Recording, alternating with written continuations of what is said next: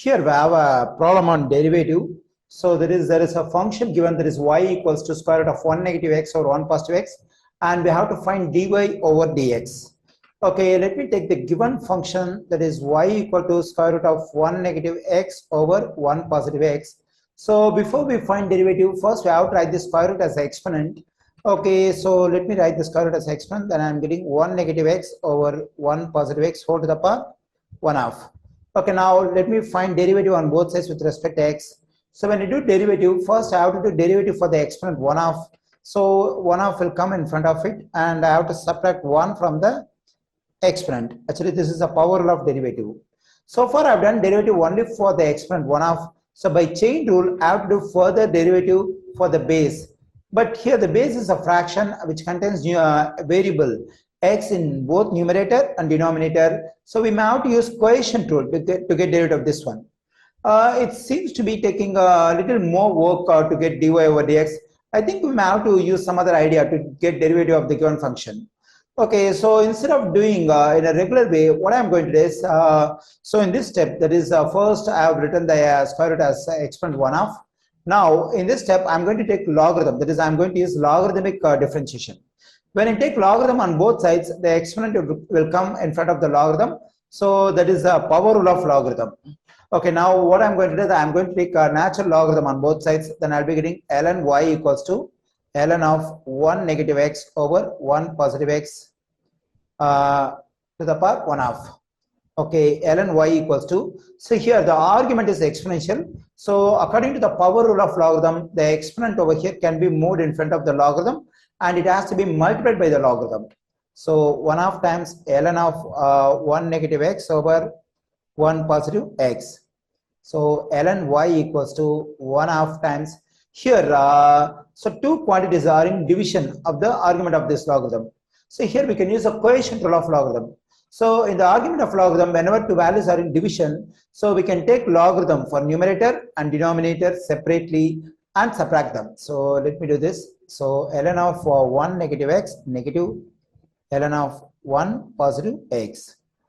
Okay, so that's all. So here we use logarithm, and we are able to split up the terms. So that's the reason we use logarithmic differentiation. So whenever we have some complications to find derivative of a function, and if I use logarithm, so I'll be able to split up the terms. So the process of finding derivative will be easier. Okay, in the next step, we can find derivative on both sides with respect to x, because here we have dy over dx. That means in denominator we have dx. Dx means we have to find derivative with respect to x. Okay, now in this equation on both sides, I'm going to find derivative with respect to x, that is differential with respect to x. When I find derivative of ln y is just 1 over y. So far I've done derivative only for the logarithm. By chain rule, when I do derivative for the argument y with respect to x, it will be dy over dx equals to, here 1 half is a constant. It is multiplied by the part which contains variable. So whenever a constant is multiplied by the variable and I want to find derivative of that one, I have to keep the constant as it is, and I have to find the derivative of the variable part alone.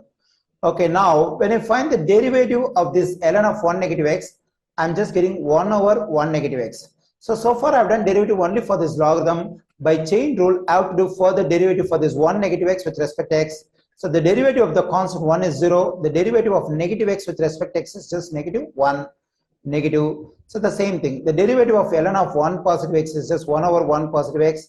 And by chain rule, the derivative of this 1 positive x is just 1. Okay, now let's simplify. 1 over y times dy over dx equals to 1 half times 1 times negative 1 will be negative 1 over 1 negative x, and negative 1 times 1 will be negative 1 over 1 positive x.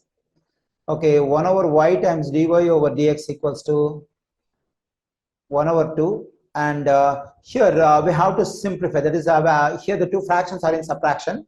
So if I have the same denominator over here and here, I can take the denominator in common, but the denominators are different. So here the denominators are not numerical values, so I cannot use the least common multiple method. So I think we have to use the cross multiplication method.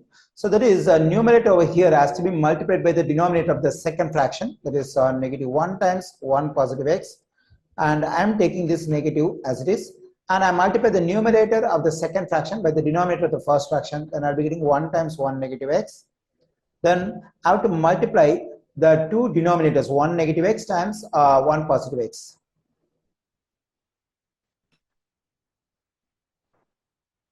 Okay, so 1 over y times dy over dx equals to 1 half times.